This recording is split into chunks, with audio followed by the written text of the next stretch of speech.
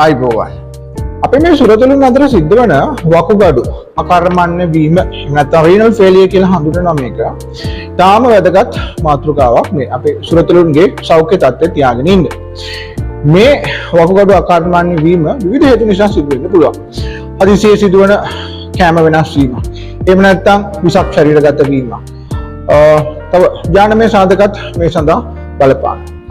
ඒ වගේ හේතුවක් නිසා මේ සතුන්ගේ නැත්නම් ඔබගේ සුරතලාගේ වකුගඩු අකර්මණ්‍ය වීම පටන් ගත්තොත් ඔවුන්ගේ ඇඟේ විවිධ ලක්ෂණ දක්වන්න ලැබෙනවා. සමහර වෙලාවට අධික පිපාසයක් තියෙන්න පුළුවන්, ගොඩාක් යුරින් පාස් කරනවා වෙන්න පුළුවන්, වමනේ දානවා වෙන්න පුළුවන්, ලෙතාජි ගති එහෙම නැත්නම් කම්මැලිකමේ පැත්ත ගහලා ඉන්නවා වෙන්න පුළුවන්, ඩල් කෝට් එකේ වෙනස් වීම ඇති වෙන්න පුළුවන්, කටේ ඇති වෙන දුබද මේ වකුගඩු අකර්මණ්‍ය වීමේ එක රෝග ලක්ෂණයක් විදිහට අපි දක්නට ලැබෙනවා.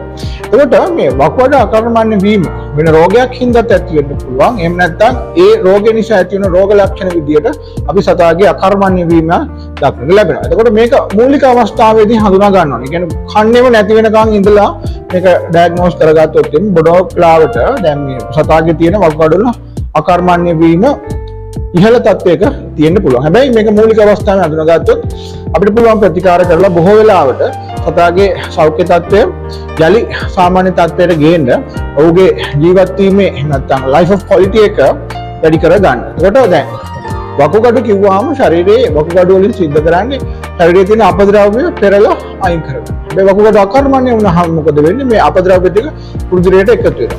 රුධිරය සරලව ගත්තොත් රුධිරය විෂ වෙනවා. ඒ හින්දා ශරීරයේ අනෙක් පරිවෘත්ති ක්‍රියාවන් පවත්වාගෙන යන්න බැරි වෙනවා.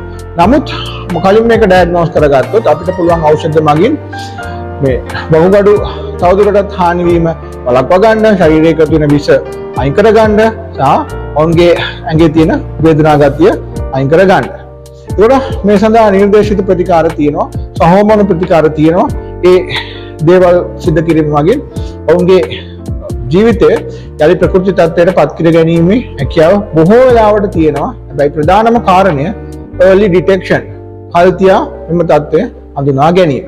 මම හිතනවා මේ සරල කාරණය ඔබට අවබෝධ වෙන්න ඇති කියලා. අයිබෝවන්.